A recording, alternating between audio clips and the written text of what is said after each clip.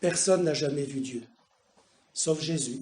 Jésus était auprès de son Père, et en venant sur la terre, et en venant dans nos vies, il nous fait connaître Dieu, son Père. Dans Jean 14, verset 7, Jean 14, verset 7, voilà ce que Jésus répond à Philippe, à Thomas, qui lui pose plein de questions pour essayer de mieux connaître ce Dieu dont il leur parle, ce Père dont il leur parle. Et il leur pose des questions.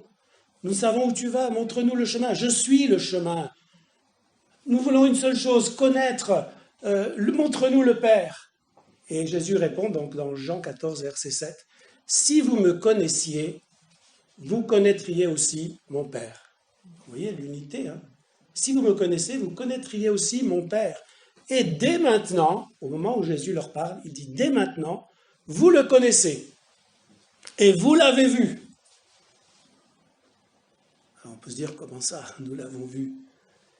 Philippe lui dit « Seigneur, montre-nous le Père et cela nous suffit. » Jésus lui dit « Mais il y a si longtemps que je suis avec vous et tu ne m'as pas connu, Philippe. Celui qui m'a vu a vu le Père. Comment dis-tu, montre-nous le Père?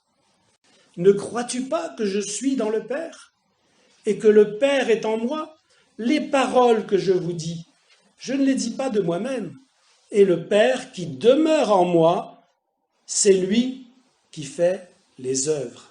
Croyez-moi, je suis dans le Père et le Père est en moi. Croyez du moins à cause de ses œuvres. Et là, Jésus ajoute ce que j'ai cité au début.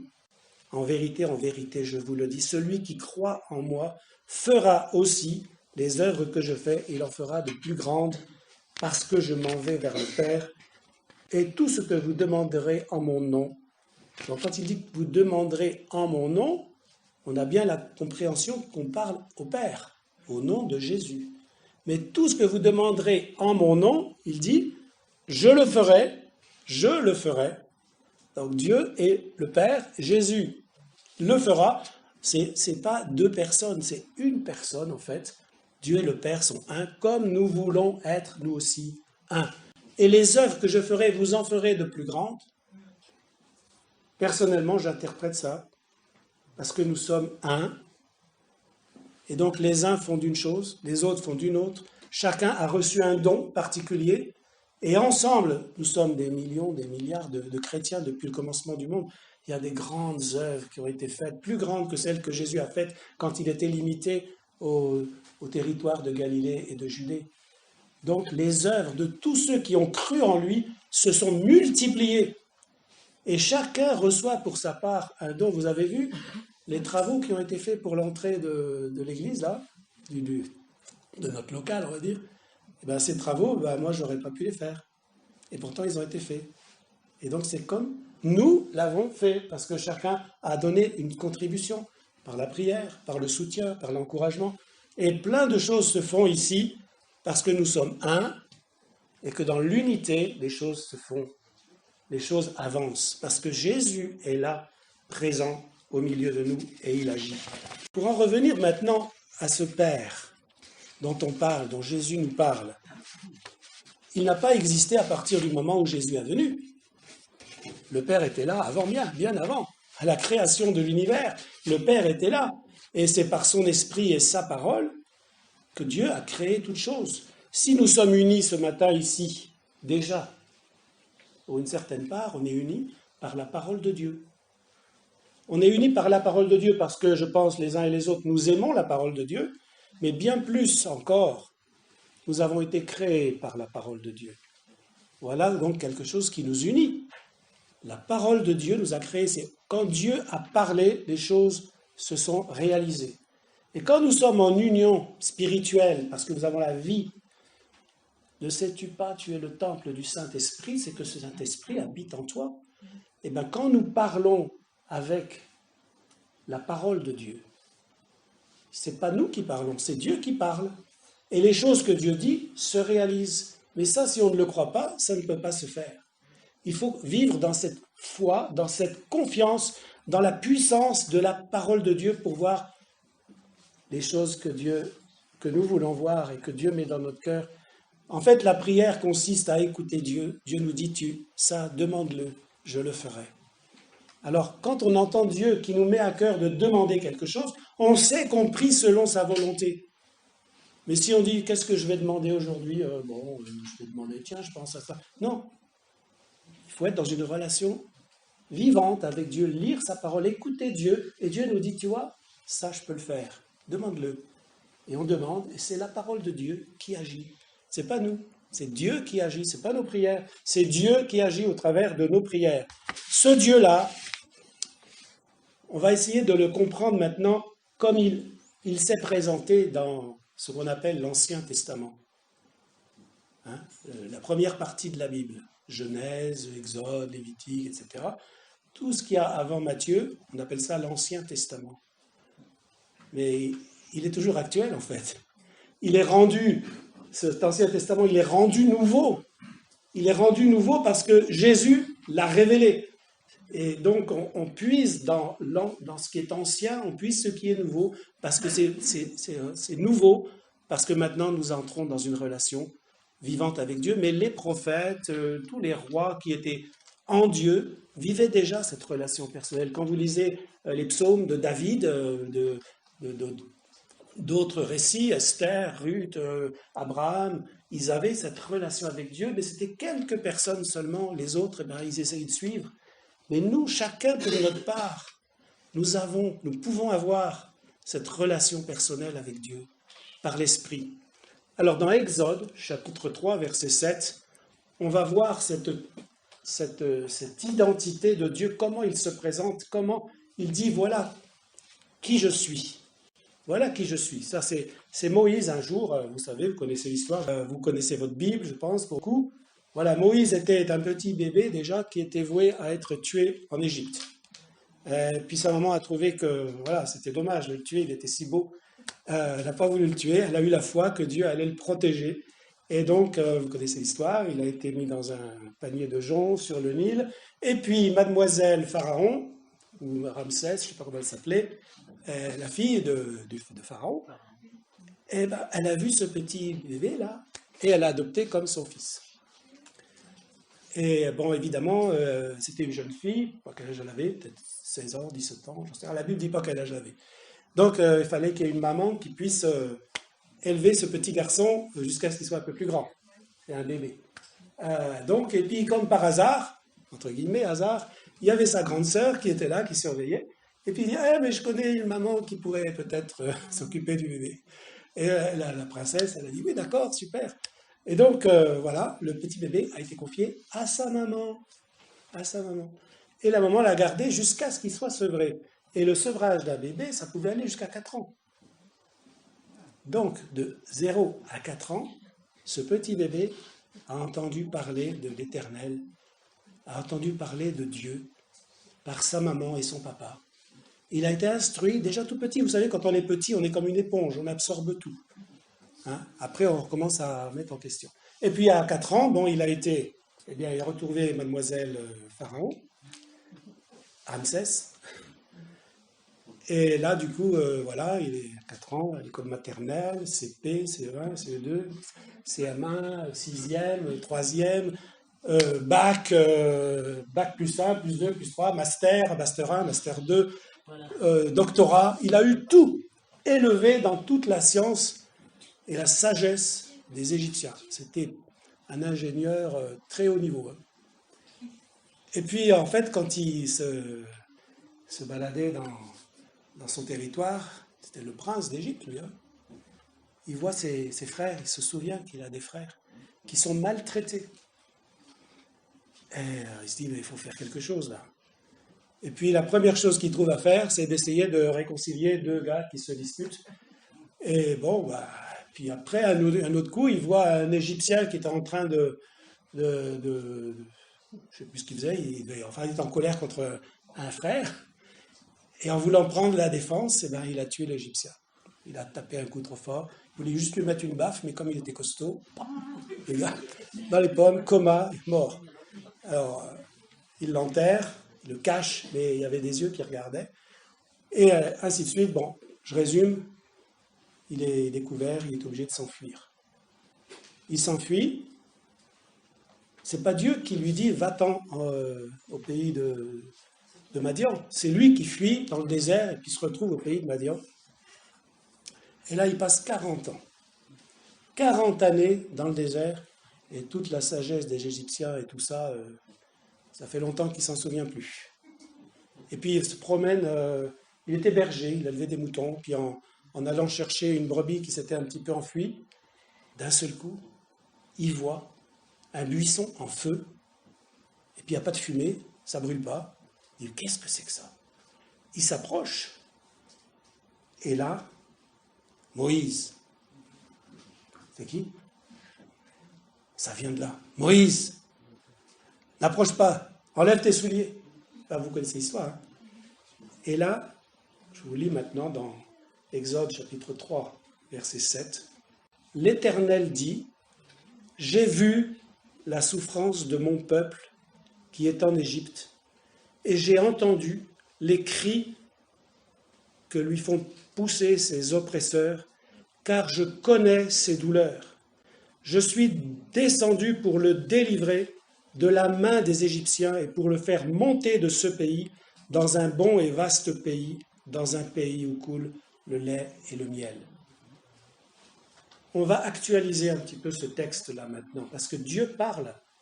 Ce n'est pas une histoire ancienne. Dieu te dit, j'ai vu ta souffrance. Ce Père dont Jésus a voulu nous révéler, ce n'était pas un Père fouettard. C'est un Père qui voit nos souffrances, qui voit nos peines, qui nous comprend. Et quand Dieu dit à Moïse, j'ai vu, on a l'impression que, voilà, que d'un seul coup, Dieu a vu. Avant, il n'avait pas vu. Mais en fait, Moïse, qui était préservé par Dieu même avant sa naissance, même quand il était tout petit et ensuite quand il était dans ses études, il avait en lui la promesse de ce qu'il allait devenir. Et quand il a vu ses frères maltraités, je ne sais pas si vous avez vu le film Les 10 Commandements ou d'autres films comme ça, où on voit vraiment la souffrance. Le réalisateur du film a voulu montrer ce que certainement il avait vu dans son esprit quand il avait lu la parole de Dieu. Il a vu vraiment comment on traitait ses frères d'une manière horrible, cruelle. Moïse a vu ça de ses yeux. Et Dieu a vu au travers des yeux de Moïse. Quand tu vois ta souffrance et que tu te dis, est-ce qu'il y a quelqu'un qui pense à moi? Tu as des frères autour de toi qui voient comment tu vis, comment tu souffres. Quand on croise un regard de quelqu'un, en tant qu'enfant de Dieu, on peut voir dans ses yeux que ça ne va pas.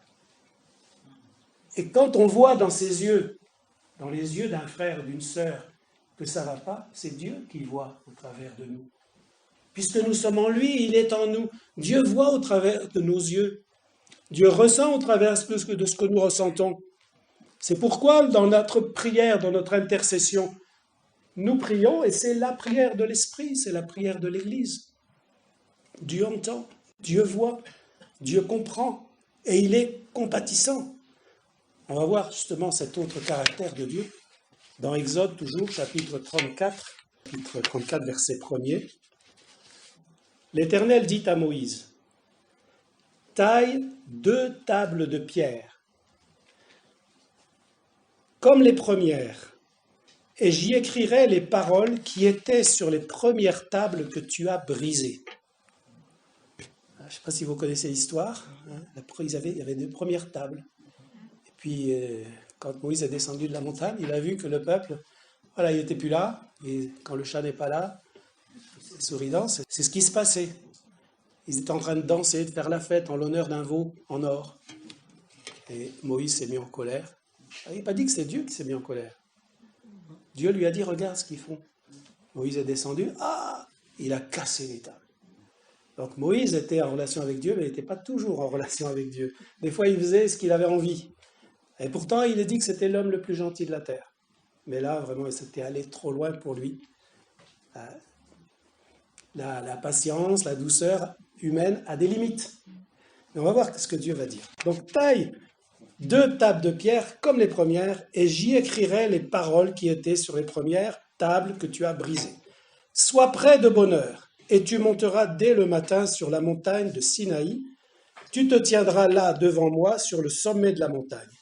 Que personne ne monte avec toi et que personne ne paraisse sur toute la montagne, et même que ni brebis ni bœufs ne pèsent sur cette montagne. Je fais une petite parenthèse pour actualiser ce qu'on vient de lire. À nous. Parce que, j'ai dit tout à l'heure, on a la même relation avec Dieu, enfin, on pourrait avoir la même relation avec Dieu que Moïse avait la relation avec Dieu, par l'Esprit. Dieu lui dit, sois prêt de bonne heure. Voilà. Bonne heure, quelle heure? 5 heures? 4 heures? 6 heures? À quelle heure on se lève le matin pour être prêt de bonne heure? Parce qu'on veut écouter Dieu. Si on veut écouter Dieu, il faut se lever de bonne heure. Si on se lève tard, on a déjà loupé le bon moment qu'on aurait pu passer avec Dieu. Si on doit prendre le boulot à 8 heures et qu'on se lève à 7 heures, on a juste le temps de faire sa toilette, déjeuner, puis d'habiller, puis de partir. Et le temps avec Dieu, bah voilà, comme ça, on pense de temps en temps, on lit un petit verset dans le trésor quotidien ou la bonne semence. La relation avec Dieu, elle est vraiment très légère. Mais si au lieu de se lever à 7 heures, on se lève à 6 heures, et qu'il faut 1 heure pour se préparer, on a 1 heure devant nous. Sois prêt de bonne heure pour venir écouter Dieu. Monter sur la montagne. Voilà, une montagne, eh ben, c'est pas la plaine, quoi, je veux dire. Il faut quand même faire un petit effort. Monter sur une montagne, il faut faire un effort. Et cet effort-là, pour monter sur la montagne, eh ben, il faut qu'on le fasse. Ça ne vient pas tout seul. S'approcher de Dieu demande un certain effort. Oui, on est sauvé par grâce, on est sauvé gratuitement, mais si on veut mieux connaître Dieu maintenant, pour le servir, là, il y a un petit effort à faire. Parce que moi, quand je me réveille le matin de bonne heure, personnellement, je vous dis, eh ben, je ne suis pas tout de suite bien réveillé, quoi. Il me faut un certain temps. Donc, il faut faire un effort pour bien se réveiller. Peut-être il faut aller se laver la figure, peut-être il faut boire un coup, je ne sais pas. Enfin bref, il faut faire des petites choses pour monter sur la montagne, pour venir s'approcher de Dieu. Et puis, il faut ouvrir sa Bible, il faut savoir où j'ai mis ma Bible. Et puis, parfois, on ne la trouve plus. Alors, il faut faire un effort pour la retrouver. Mes lunettes, où sont mes lunettes?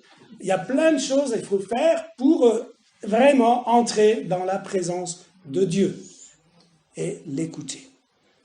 Et pour Moïse, quand même, monter sur la montagne du Sinaï, c'était pas la petite colline là.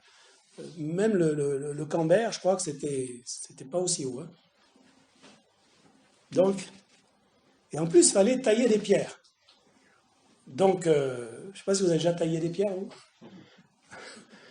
Il fallait tailler des pierres. Bon, il fallait tailler 2 tables de pierre. Je ne sais pas quelle taille elle faisait, mais il fallait quand même s'y mettre. Moi, tailleur de pierre, c'est pas donné à tout le monde quand même. Et pour que ça soit capable de recevoir des inscriptions. Donc, il y a quand même plus qu'un petit travail à faire avant d'aller dans la présence de Dieu. Et il a fait ça. Ensuite, il dit que personne ne monte avec toi et que personne ne paraisse sur la montagne. Qu'est-ce que ça veut dire pour moi? Eh bien, c'est un moment seul à seul avec Dieu. Seul à seul.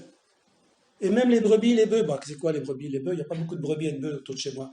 Eh bien, le smartphone, le téléphone, et puis la télé, la radio, tous ces trucs-là. Non, tu fermes tout seul, seul avec Dieu. Et là, tu entres dans la présence de Dieu. Alors, à verset 4, Moïse tailla 2 tables de pierre, comme les premières. Il se leva de bon matin et monta sur la montagne de Sinaï. C'est vite lu, mais l'action dure quand même plus que notre lecture. Il taille les pierres et il se lève de bon matin, il monte sur la montagne selon l'ordre que l'Éternel lui avait donné, et il prit dans sa main les 2 tables de pierre. Et nous arrivons au verset 5. L'Éternel descendit dans une nuée, se tint là auprès de lui, et proclama le nom de l'Éternel. L'Éternel descendit dans une nuée. La nuée, c'était la présence de Dieu, sensible, visible. Et moi, j'associe ça à la présence du Saint-Esprit. Quand on a fait ces efforts-là, qu'on s'est mis dans les conditions dans lesquelles on peut vraiment nous mettre à l'écoute de Dieu, le Saint-Esprit, eh bien, il commence à bouillir dans notre cœur. On reçoit, en écoutant Dieu, en écoutant sa parole, en nous mettant dans les bonnes dispositions pour être près de lui, le Saint-Esprit descend dans notre cœur comme cette nuée. Et quand Moïse avait vu le buisson en feu, et ce feu-là représentait la présence du Saint-Esprit, il faut croire que le Saint-Esprit, comme on l'a chanté tout à l'heure, est vraiment présent quand on veut s'approcher de Dieu. On ne peut pas adorer Dieu avec juste des rites, avec juste des formes, avec juste une apparence, une imitation. Comment tu fais pour prier? Je me mets à genoux. Je vais me mettre à genoux. Comment tu fais prier? Tu mets les mains comme ça. Je vais mettre les mains comme ça. Mais ça, c'est l'esprit qui nous conduit parfois à nous mettre à genoux ou bien à nous mettre debout. C'est pas parce que j'ai vu un qui se met debout, je vais me mettre debout aussi. Ça, c'est l'imitation, c'est les statues de cire du musée Grévin. Mais si on a la vie, c'est le Saint-Esprit qui nous conduit parce qu'il habite en nous et il nous conduit, il nous parle. D'ailleurs, quand Moïse entendait Dieu, c'est pas clairement dit dans la Bible, mais je pense que ça se passait dans son cœur. Je suis pas sûr qu'il entendait vraiment tout le temps une voix. Certaines fois, oui. Et nous, nous attendons pas à toujours entendre une voix qui vienne résonner du ciel ou sur notre téléphone, parce que des fois, il y a vous savez, la lecture du jour, on entend. Mais l'écoute de Dieu, c'est pas par les oreilles humaines, c'est dans notre cœur. Donc, amen. Alors voilà maintenant, le Saint-Esprit est là, on a fait ce qu'il fallait pour nous mettre à son écoute. Voilà, Dieu se présente, il dit son identité là. L'identité du Père. L'Éternel passa devant lui et s'écria, l'Éternel, l'Éternel, Dieu miséricordieux et compatissant. La miséricorde de Dieu, c'est la première qualificatif. Miséricordieux et compatissant. Miséricordieux, ça veut dire qu'il y a de la peine de voir quelqu'un en train de faire quelque chose qui lui fait du mal. Tu vois quelqu'un qui est en train d'agir d'une manière mauvaise. Ça va le faire souffrir lui-même, ça va faire souffrir d'autres. Cette miséricorde pousse à la compassion. Miséricordieux et compatissant. Dieu souffre avec nous, compatissance. Donc dans compatissant, il y a le premier préfixe comme, ça veut dire avec. Pâtissant, c'est pâtir, ça veut dire souffrir. Et d'ailleurs, le mot père vient du mot pater, qui a la même racine que pâtir, quelqu'un qui souffre. On dit toujours que c'est la maman qui souffre le plus. Oui, quand elle met au monde son bébé, il y a quand même un moment de souffrance.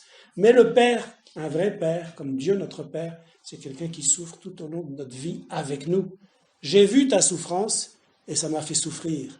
Dieu est compatissant, miséricordieux, c'est pour ça qu'il a envoyé son Fils et que son Fils est allé jusqu'à la croix. Les souffrances de Jésus, ce n'était pas pour lui-même, c'était pour nous. Jésus n'a pas payé pour lui. Jésus n'a pas expié ses péchés, il a expié les nôtres. C'est pour nous qu'il a souffert. Il a reçu les coups que nous devions recevoir. Il a subi les souffrances que nous souffrons. Il a tout voulu, tout prendre sur lui. C'est ça, être miséricordieux et compatissant. Donc c'est comme ça que le Père se définit en premier. Après, quand il est parlé de colère, parce qu'on entend souvent Dieu là-haut dans l'Ancien Testament, il est tout le temps en colère. Lent à la colère. Lent à la colère. Et nous, on est plutôt rapide à la colère. Quand ça commence à chauffer, ça y est, il y a des paroles qui sortent. Pas des paroles de miséricorde, des jugements, des critiques, et puis des non. Voilà. Lent à la colère. Riche en bonté et en fidélité. Donc la richesse de Dieu, sa richesse principale, qui devrait être la nôtre, c'est la bonté. Être bon, être fidèle. Voilà l'identité de notre Père. Il faut rejeter toute autre pensée concernant un Dieu méchant, un Dieu qui punit. Ah, le Dieu qui punit. On va le voir dans la suite du verset. Regardez, verset 7. Qui conserve son amour, Dieu est amour, jusqu'à 1000 générations. 1000 générations. Il m'aime aujourd'hui, je ne sais pas combien de générations il y a avant moi quand mes ascendants et les vôtres, mais il y a moins que 1000. Donc ça veut dire pour toujours en fait. Pour toujours. Il conserve son amour pour toujours, car son amour dure à jamais. Amen. Amen. Qui pardonne l'iniquité, la rébellion et le péché. Vous voyez, Dieu n'est pas un Dieu qui nous veut du mal. Il nous pardonne. Il est toujours prêt à nous pardonner. Son désir, c'est de nous pardonner. Et parfois, c'est nous qui ne nous pardonnons pas soi-même et qui ne pardonnons pas aux autres. Donc, dans tout ce qui en nous ne ressemble pas à Dieu, c'est qu'on ne croit pas. Parce que croire en Dieu, c'est le connaître, l'aimer, le servir. Il y a un chant qui dit ça. Comment c'est dit déjà? De ressembler Jésus, c'est mon espoir suprême. Ressembler à Jésus, c'est déjà le contempler, voir comment il est, s'imprégner de son image afin que ça se reflète en nous, ça s'imprime en nous, et que la photo de Dieu, ça devienne notre image. Pas l'image physique, mais l'image de la manière dont les gens nous perçoivent. Comment il est un tel, comment il est un tel. Et quand on décrit comment il est, on va dire, tiens, c'est comme Jésus alors. Ah, on aimerait bien, te ressembler Jésus, c'est mon espoir suprême. Alors, qui pardonne? Ah, mais après, alors là, c'est là qu'on vient à quelque chose de difficile, où, pour bien comprendre, il faut connaître un peu l'hébreu. Regardez, verset 7. Qui conserve son amour,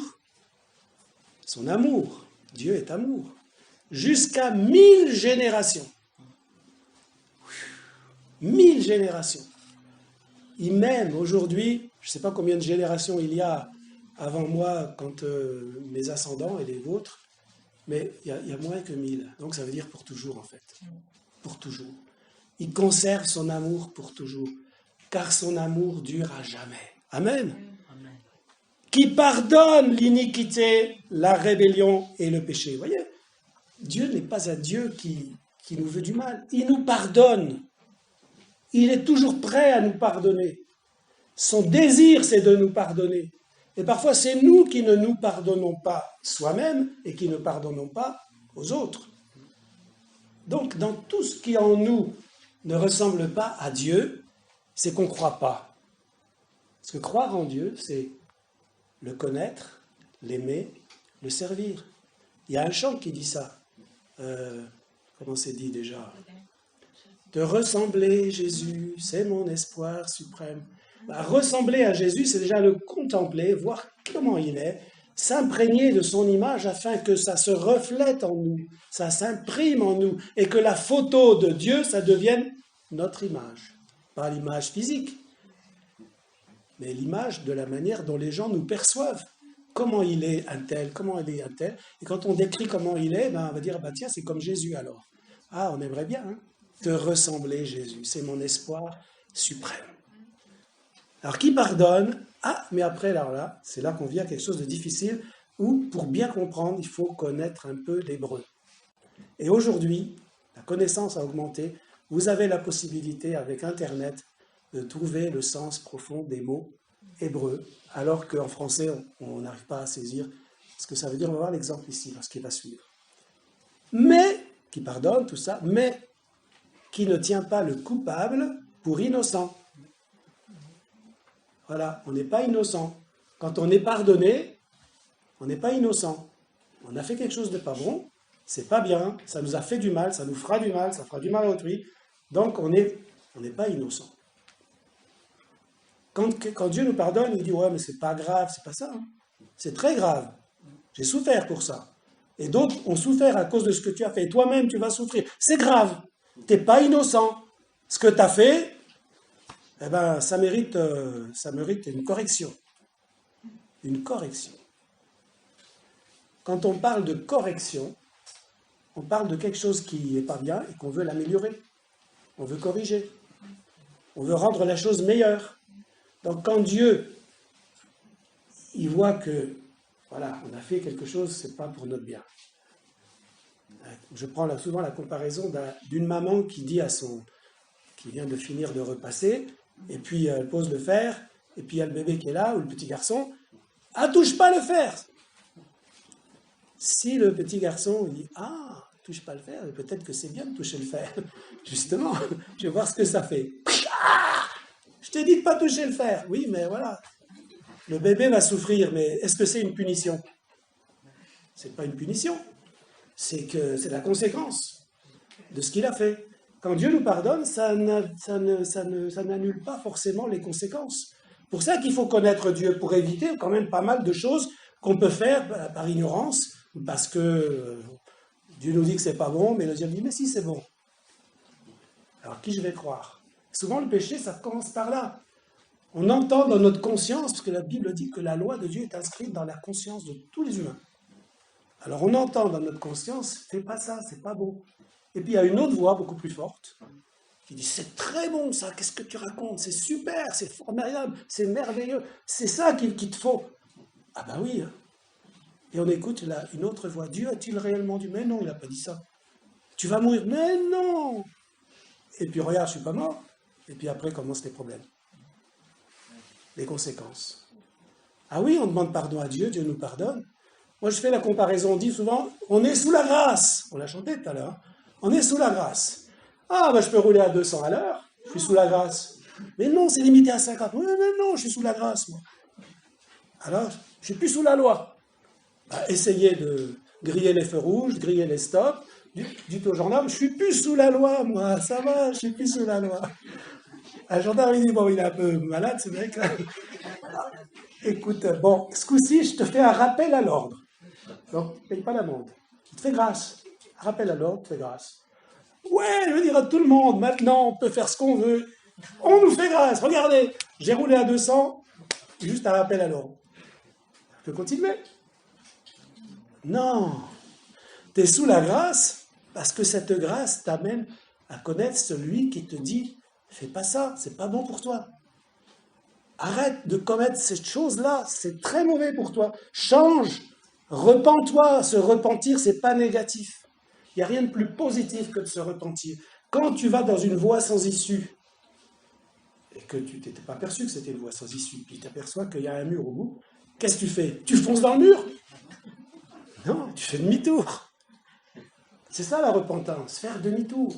Changer de voie, changer notre façon de comprendre les choses, de changer notre façon de vivre. Parce qu'on sait que ce que faisait, ce qu'on était, c'était pas bon. Et Dieu m'appelle à ce qui est bon. Donc connaître Dieu, c'est connaître ce qui est bon pour nous. Alors, qui ne tient pas le coupable pour innocent et qui punit. Alors, la version seconde traduit le mot hébreu par punit. Et c'est là que tous les lecteurs de l'Ancien Testament, ils retiennent que ça. Le Dieu qui nous punit tout le temps. J'ai peur, il va me punir, donc je ne fais pas ça. Il n'y a rien à voir avec ça.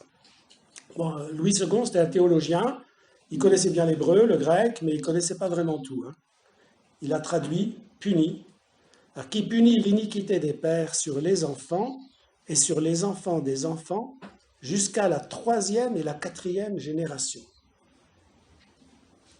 On peut prendre ça comme une malédiction.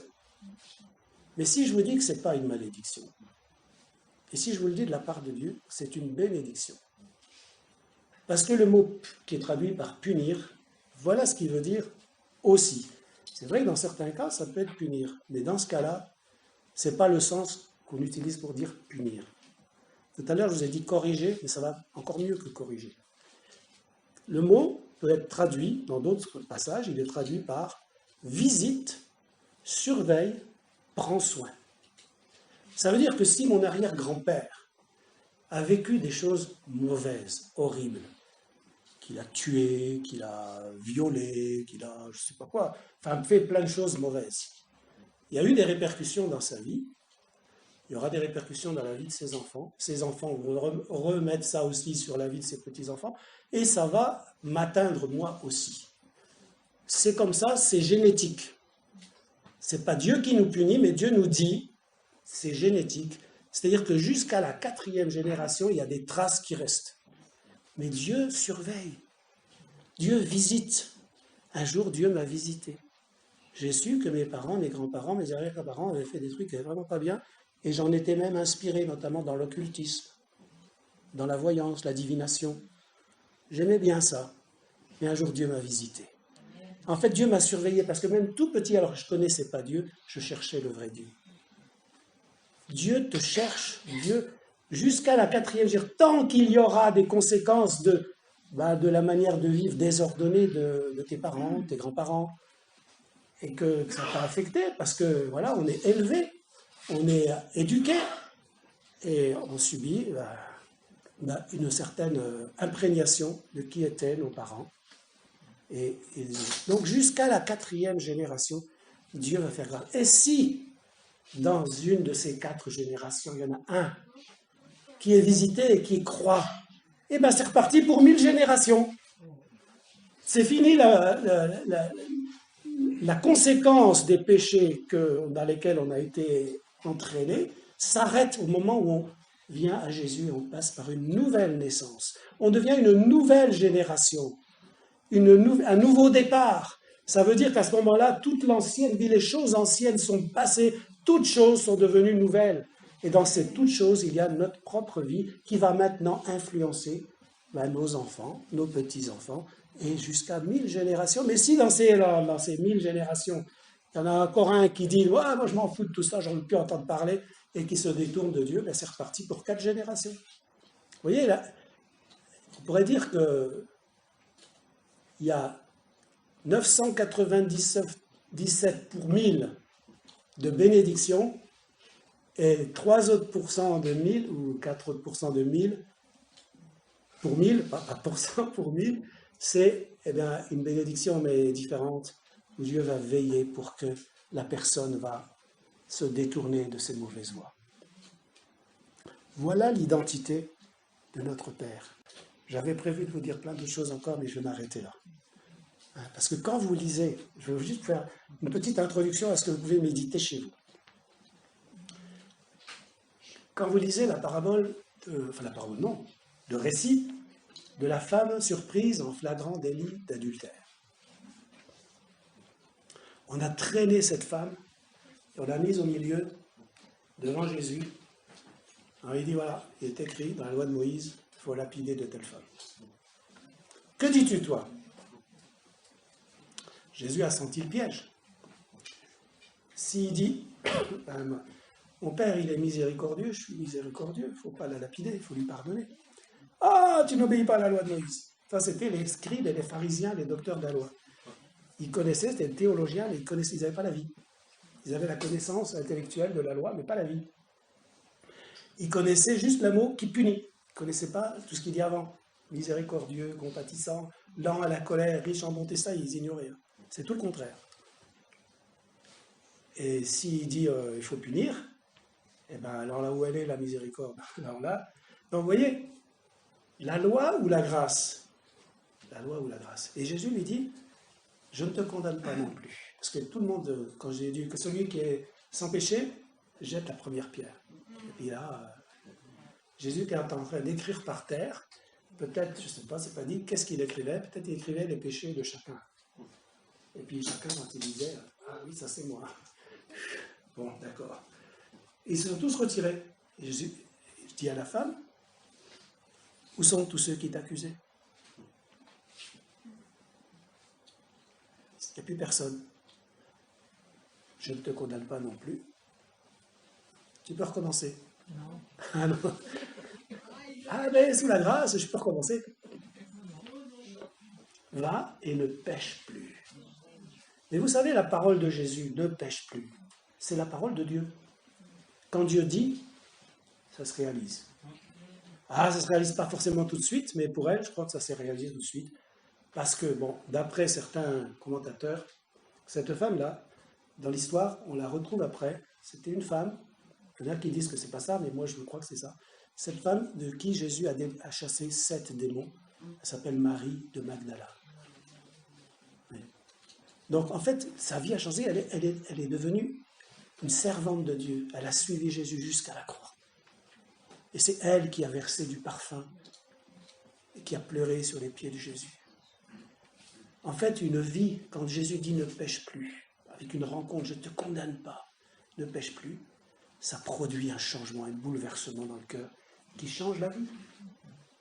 C'est ça la repentance, ça change la vie. Et après une vie pleine d'amour, de joie, plein de force, plein d'amour, plein de joie. Ça, c'est la vie avec Dieu. Amen. Voilà cette carte d'identité.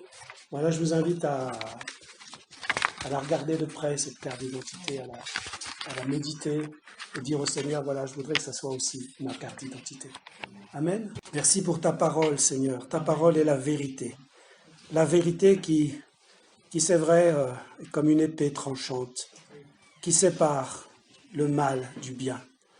Et dans notre cœur, il y a du bien, mais il y a aussi du mal. Et ton esprit va agir comme un chirurgien expérimenté qui va nous aider à nous séparer de tout ce qui n'est pas bon, tous les cancers spirituels qu'il peut y avoir dans nos vies. Seigneur, agis maintenant par ton esprit, par ta parole. Fortifie-nous, Seigneur, dans tes voies. Apprends-nous à t'aimer, à aimer ta parole, à aimer ce que toi tu aimes et à haïr ce que tu ne veux pas, ce qui fait souffrir, et à nous en détourner. Merci parce que Seigneur, tu es là avec nous. Nous l'avons chanté, tu n'es pas contre nous, tu es avec nous et pour nous. Seigneur, nous te rendons grâce. Conduis chacun d'entre nous à recevoir cette parole. Amen.